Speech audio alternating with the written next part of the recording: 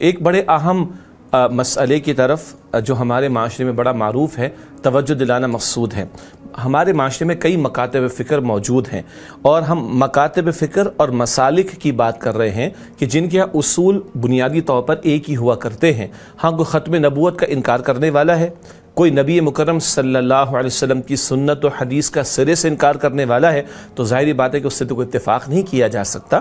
لیکن جہاں تک معروف مکاتب فکر کا تعلق ہے تو بہرحال درد دل کے ساتھ ایک بات آپ کے سامنے رکھنی ہے کہ ایک طرف دنیا میں دین دشمنی اپنے عروج پر دکھائی دیتی ہے اور وہ معاشرے جو بے خدا تہذیب پر مشتمل ہیں، جہاں دین دشمن قسم کے لوگ اور اسلاموفوبیا میں مبتلا لوگ بھی نظر آتے ہیں، وہ تو ہمیں مسلمان ماننے کو تیار ہیں۔ لیکن افسوس سے کہنا پڑتا ہے کہ کبھی کبھی ہم اپنے فروعی اور ضمنی اختلافات کو اتنا زیادہ ہائی لائٹ کر رہے ہوتے ہیں کہ اس کو کفر اور اسلام کا مسئلہ بتایا کرتے ہیں یا بیان کر دیا کرتے ہیں یا بنا دیا کرتے ہیں، حالانکہ ایسا نہیں ہوتا۔ عام مسلمان بیچارہ وہ نماز کے طریقوں کے حوالے سے ہی کچھ اعمال کو دیکھتا ہے تو پریشان ہو جاتا ہے، حالانکہ تمام مکاتب فکر میں نماز کا بنیادی طریقہ ایک ہے۔ معاف کیجیے گا، کوئی مکتب فکر ایسا نہیں کہ جہاں 5 فرض رکعتیں ظہر کی ادا کی جاتی ہوں، کوئی ایک نہیں ملے گا جہاں پہ مغرب کی 4 رکعتیں فرض ادا کی جاتی ہوں، ایسا ہی ہے نا۔ کوئی مکتب فکر نہیں ملے گا جہاں ایک رکعت میں 1 قیام، 1 رکوع اور 2 سجدے نہ ہوں، کوئی نہیں ملے گا، یعنی کہ سب کا ایک ہی معاملہ ہے، ایک رکعت میں 1 قیام ہے، 1 رکوع 2 سجدے ہیں، کوئی 3 سجدوں کا قائل نہیں ہے ایک رکعت میں۔ یہ ہے جس کو ہم کہتے ہیں مشترکہ معاملہ۔ فنیشنگ ٹچز میں اگر کوئی فرق نظر آتا ہے تو امت کے درد رکھنے والے تمام علماء نے بات بیان فرمائی کہ تمام ادائیں نبی مکرم علیہ الصلوۃ والسلام کی طرف نسبت رکھتی ہیں اور اللہ تعالیٰ نے قیامت تک کے لیے اپنے نبی علیہ الصلوۃ والسلام کی ہر ادا کو پسند فرمایا اور محفوظ فرما دیا۔ یہ انداز اگر اختیار کریں گے تو ہم جوڑنے کی کوشش کر سکیں گے۔ میں ایک اور انداز سے عرض کروں، ہمارے پاس عصر حاضر کے علماء نے بھی بات بیان فرمائی اور خوب بیان فرمائی کہ ہم کس کی سنیں، کس کی مانیں، تو بڑا پیارا جواب دیا گیا، بیٹا اور میرے بھائی جو مشترکات ہیں ان کو تو لے لو۔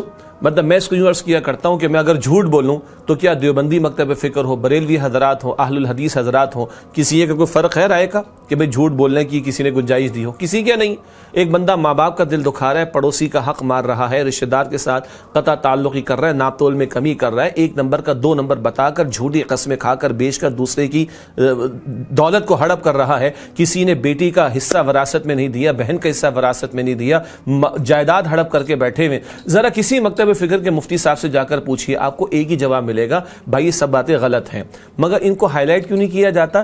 اس سے کہ ان پر عمل کرنا پڑتا ہے اور عمل کرنے میں ہماری جان نکلتی ہے، اور کچھ اختلافی معاملات کو میڈیا پر ہائی لائٹ کر دو اپنی ریٹنگ بڑھانے کے لیے، نا میری ریٹنگ بڑھ جائے گی، دنیا میرے ویوز کو جو ہے وہ آگے بڑھا کر پیش کرے گی۔ آج یہ مرچ مسالہ لگا کر، لڑا کر اور دوسرے کی پگڑی اچھال کر اپنی ریٹنگ کو بڑھانے کا جو بڑا شوق لوگوں کو پیدا ہو گیا، اللہ تعالی ہم سب کی حفاظت فرمائے۔ کبھی ہم نے سوچا کہ میری ریٹنگ اللہ تعالیٰ کی نگاہوں میں کیا ہے؟ کبھی ہم نے سوچا کہ اللہ تعالیٰ کی گڈ بکس میں کہاں کھڑا ہوں؟ تو اللہ تعالیٰ ہمیں جڑنے والا اور جوڑنے والا بنائے۔ اور میں ایک عام مسلمان ہوں، ایک دین کا ادنا طالب علم ہوں، اس تعلق سے عرض کر رہا ہوں کہ یہ چیزیں ہمیں پریشان کرتی ہیں۔ امت پہ بمبارڈمنٹ ہو رہی، امت کے لاشیں گرتے ہیں، عراق میں، افغانستان میں 25 لاکھ کے قریب گر چکے، کشمیر میں، فلسطین میں ہزاروں کی تعداد ہے، بوسنیا میں ایتھنک کلینزنگ ہماری کی گئی ہارٹ آف دا یورپ کے اندر۔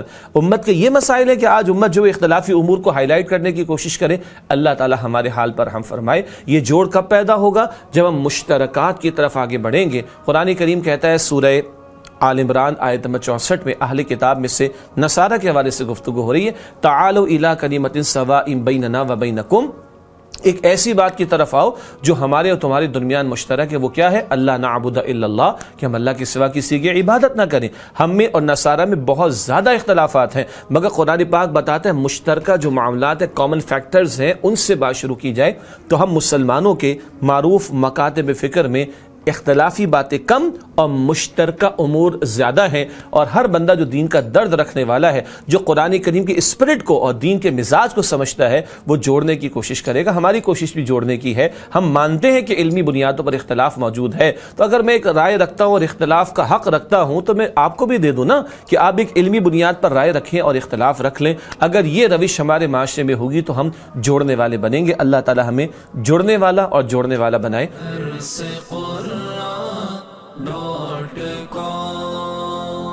www.dawah.com www.darsequran.com